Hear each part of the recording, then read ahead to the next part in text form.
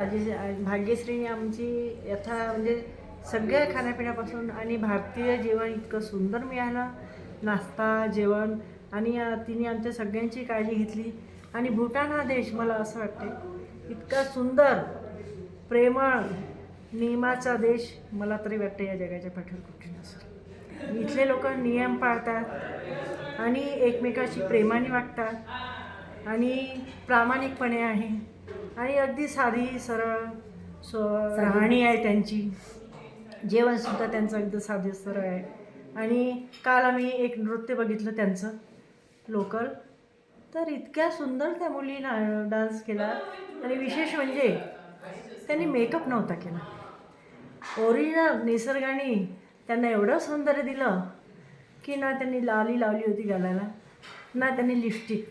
देवाने त्यांना एवढं सुंदर दिलं का खरोखर मेकअप केल्यावर जेवढं सौंदर्य मिळते त्याच्यापेक्षा सुंदर सौंदर्य त्यांना मिळतं. आणि हा देश खूप सुंदर आहे. तुम्हीसुद्धा भाग्यश्रीसोबत या आणि इथला आनंद घ्या.